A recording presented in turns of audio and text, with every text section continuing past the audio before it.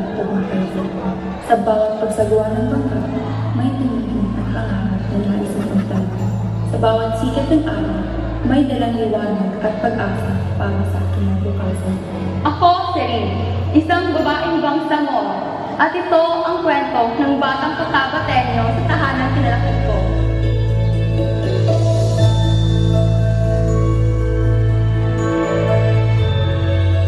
Iatitahan na ang sikat ng araw sa bawat pagkakon dahil sa gustong makatulong sa mga batang kapos na hinihinais ng mga. Sa bawat pagtuturo, makikita ang labis ang saya. Minsan naiiyak, minsan natatawa, minsan nalulungkot, at minsan nagagalit. Mga batang nakaramdam ng kumpiyansa at kasiyahan sa pagbasa. Pagbasa na nagsisilbing pagkain ng tulay ng komunikasyon at sandigan ng